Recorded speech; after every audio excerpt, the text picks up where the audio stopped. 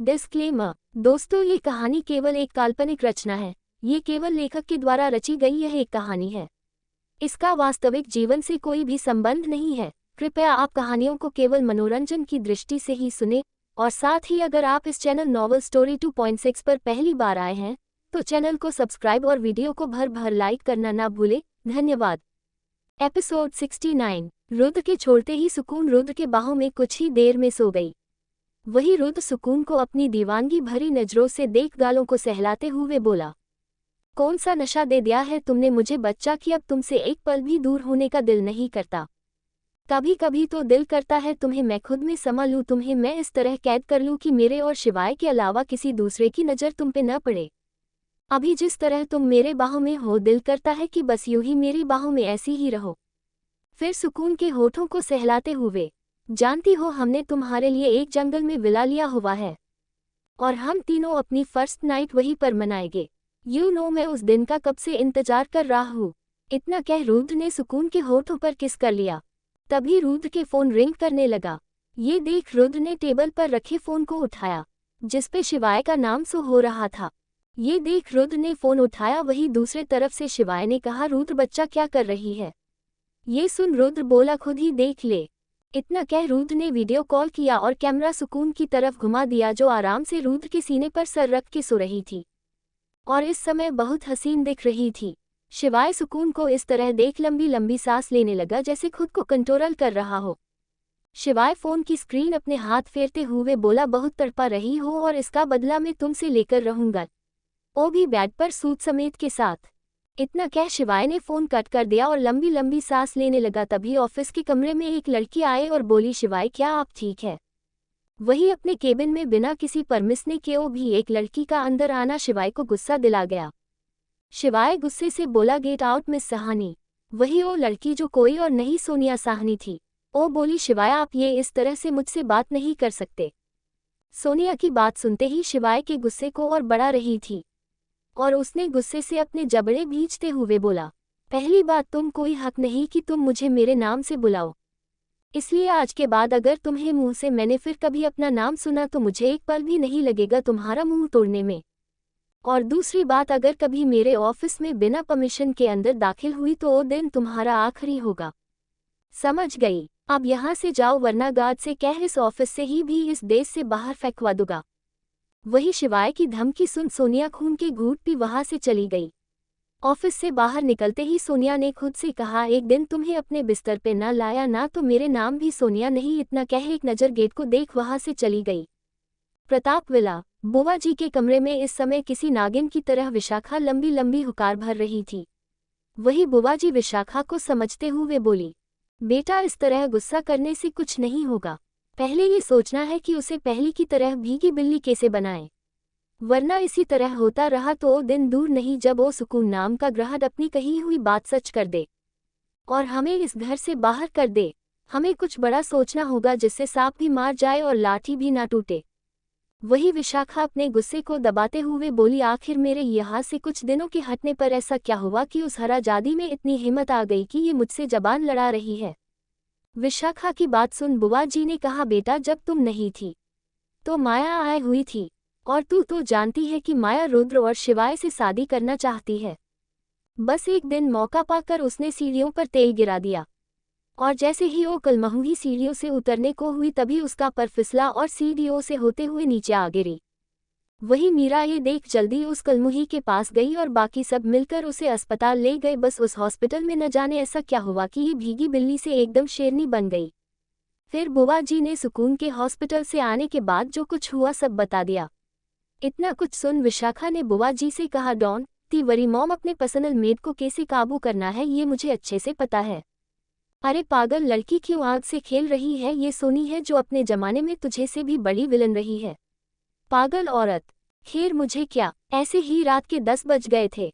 वही रुद्र सुकून को अपने बाहों में लिए हुए एक हाथ से उसका सर सहला रहा था और दूसरे हाथ से फोन पर आए हुए मैसेज को पढ़ रहा था। वही सुकून जो कब का जाग चुकी थी, वो कभी रुद्र को देखती तो कभी उसके फोन को। ऐसे ही कुछ देर देखने के बाद सुकून रुद्र की गोद से उतरना को हुई थी कि रुद्र ने झट से सुकून को अपने से चिपकाते हुए सुकून को देखते हुए बोला, कहाँ जा रही हो बच्चा, कुछ काम है। रुद्र की बात सुन सुकून ने कहा, हाँ मुझे कुछ काम है। ये सुन रुद्र सुकून को अपने गोद में अच्छे से बैठाकर उसके बाल सहलाते हुए बोला, क्या आप बता सकती है कि आपको क्या काम है जो हमारी बाहों से दूर हो रही है? रुद्र की बात सुन सुकून ने अपना मुंह बनते हुए बोला, ओ मुझे भूख लगी है और आपकी बाहों में रहने से मेरा पेट नहीं भरने वाला। सुकून की बातें सुन रुद्र को हल्की सी हंसी आ गई और बगल में टेबल पर रखे हुए फोन को उठाकर एक नंबर पर कॉल कर बोला, 10 मिनट के अंदर खाना मेरे कमरे तक आ जाना चाहिए। इतना कह रुद्र ने फोन रख दिया। 10 मिनट होने से पहले ही डोर बेल बजी, जिसकी आवाज़ सुन रुद्र वही पास के रखे रिमोट से एक बटन प्रेस किया जिससे दरवाजा खुल गया। मेड खाना रखकर वहां से चली गई। रुद्र ने फिर रिमोट से गेट लॉक कर दिया और सुकून को लेकर सोफे पर बैठ गया। वही रुद्र का इतना प्यार देख सुकून का दिल अब बगावत करने लगा था। उसका दिल कह रहा था कि वो इन दोनों को अपना ले, पर दिमाग में अर्नव जो इन दोनों को अपनाने से रोक रहे थे। वही रुद्र सुकून को अपने हाथों से खाना खिलाए जा रहा था और सुकून के चेहरे के बनते बिगड़ते भाव को देखे जा रहा था। रुद्र सुकून को खिलते हुए अपने मन में बोला, हम तुम्हें अपने प्यार में इस तरह गिरफ्त कर लेंगे कि वो जो कोई भी है एक दिन तुम्हें उसका नाम भी नहीं याद रहेगा। वही सुकून रुद्र की तरफ देखते हुए बोली, रुद्र अब बस मेरा पेट भर गया। सुकून की बातें सुन रुद्र ने अपने हाथ साफ किए और सुकून को वापस बेड पर लेकर लेट गया। दोनों के बीच बिल्कुल खामोशी थी। ना रुद्र कुछ कह रहा था और नहीं सुकून। रात के ना जाने कौन से पहर दोनों की आंख लगी और दोनों यूं ही एक दूसरे के बाहों में सो गए। सुबह के 8 बजे सुकून आराम से बेड पर सो रही थी, तभी उसे अपने होठों और पेट पर कुछ एहसास हुआ। उसने झटके से आंखें खोली तो देखा शिवाय आंखें बंद किए उसके होठों पर किस किए जा रहा था। तो वही रुद्र सुकून को किस करता तो कभी बाइट। वही सुकून शिवाय को अपने से दूर कर बोली, आप कब आए? ये सुन शिवाय सुकून को बड़े प्यार से देखते हुए बोला, जब मेरा बच्चा गहरी नींद में था तब। इतना कह शिवाय सुकून के साथ रोमांस करने लगा, जिससे सुकून की सिसकियां निकलने लगी। वही रुद्र भी सुकून भी किस करते हुए सुकून के साथ रोमांस करने लगा। शिवाय सुकून के साथ रोमांस करते हुए बोला, आह बच्चा ये तुम कितनी सॉफ्ट है, मन करता है तुम्हें में किसी की नज़र न पड़ने। इतना कह वह उन्हें अपने हाथों से सुकून के बालों को सहलाने लगा, जिससे सुकून जो पहले से ही रुद्र को झेल रही थी शिवाय के ऐसा करने से और मचल उठी। वही रुद्र के वहां से हटते ही शिवाय ने अपने होठों रख दिए। वही रुद्र सुकून भी रोमांस कर रहा था, जिससे सुकून की सिसकियां निकली जा रही थी। एपिसोड 70 शिवाय। रुद्र कुछ देर यूं ही सुकून को परेशान करने के बाद साथ सुकून के अगल बगल लेट गए। इस समय तीनों ही न्यूड थे। शिवाय सुकून को अपने ऊपर खींचकर उसे बाहों में भरते हुए बोला, क्या कल तुमने मुझे मिस किया? शिवाय की बातें सुन सुकून अपनी नजरें चुराते हुए बोली, नहीं मैंने तुम्हें मिस नहीं किया। वही सुकून को अपनी नज़र चुराते देख रुद्र और शिवाय के चेहरे पर हंसी आ गई। शिवाय सुकून के होठों पर किस करते हुए बोला, बच्चा ये तुम्हारा जवाब और चेहरे का एक्सप्रेशन मैच नहीं खा रहा, तुम्हें इसके लिए थोड़ी और प्रैक्टिस करनी होगी। शिवाय की बातें सुन सुकून ने तपाक से कहा, नहीं हम झूठ अच्छे से बोल लेते हैं और इतना बढ़िया से झूठ तो बोला है, फिर तुम कैसे कह सकते हो कि मुझे और प्रैक्टिस की जरूरत है? वही सुकून की बातें सुन शिवाय और रुद्र हल्का सा हंस दिए, जिसे देख सुकून चिढ़ते हुए बोली, मुझे न तुम दोनों से बातें ही नहीं करनी। इतना कह सुकून खुद को शिवाय के बाहों से छुड़ाकर खुद को कंबल में लपेटे हुए वॉशरूम में चली गई। वही सुकून के जाने के बाद रुद्र और शिवाय का चेहरा डार्क हो गया।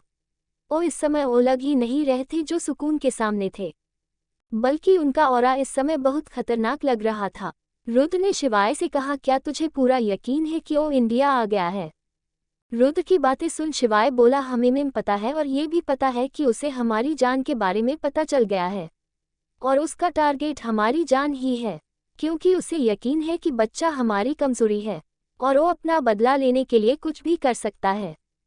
हम तो तूने जो प्लेन बनाया है इससे हमारी जान को काफ़ी हट होगा और तू देख रहा कि जान हम पे धीरे धीरे भरोसा करने लगी है और ये सब अगर हम करेंगे तो शायद जान फिर कभी हम पे भरोसा करेगी। रुद्र की बातें सुन शिवाय एक लंबी सांस लेते हुए बोला, तू जानता है कि अगर हम ऐसा नहीं करेंगे तो इस जंग में हमारी जान को खतरा हो सकता है। इतना कह शिवाय वही कमरे के बने दूसरे वॉशरूम में चला गया।